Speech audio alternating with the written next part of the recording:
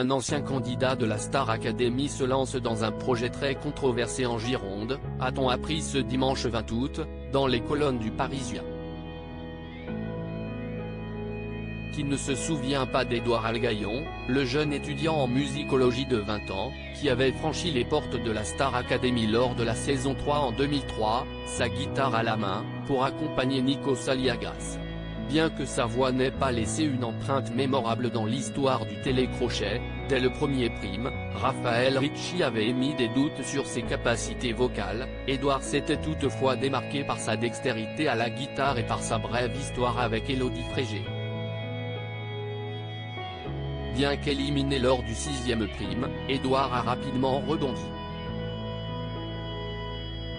Dès la saison 4, il a intégré l'orchestre de la Star Academy, et ce jusqu'à la clôture du programme sur TF1 en 2008.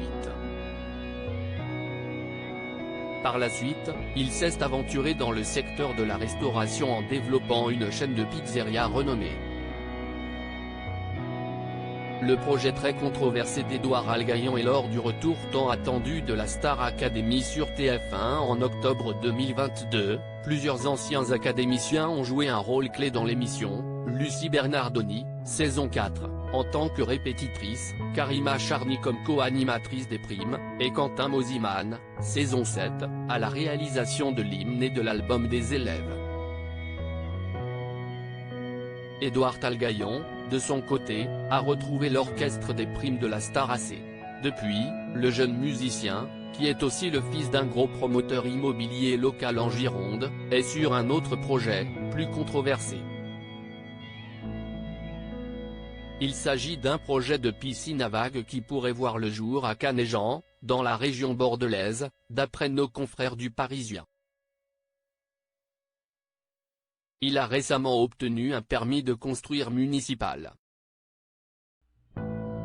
Nommé Académie de la Glisse, il a été conçu par Édouard Algaillon et pourrait accueillir jusqu'à 200 à 300 surfeurs par jour grâce à deux bassins totalisant 13 000 m² et contenant 20 000 m³ d'eau, générant des vagues de plus de 1,30 m de hauteur.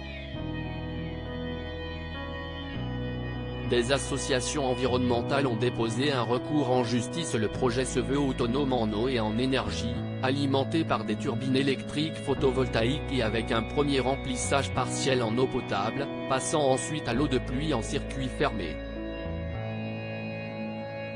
Cependant, les résidents de Canéjan, ayant déjà vécu une situation de catastrophe naturelle liée à la sécheresse l'été dernier, expriment leur inquiétude quant à la consommation d'eau.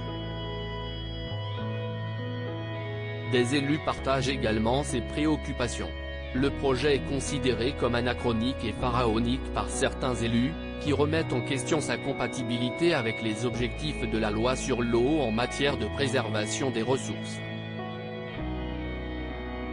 Tandis que la Fédération française de surf voit d'un bon œil la possibilité d'un nouvel équipement sportif, Long Surf Friday et d'autres associations environnementales ont déposé un recours en justice pour annuler le permis de construire, préoccupés par les impacts sur l'eau, l'environnement et la faune.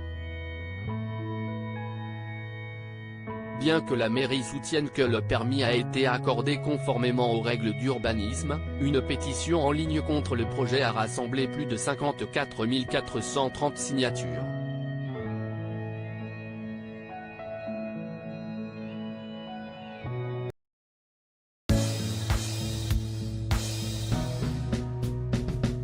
But there's all times through the rough times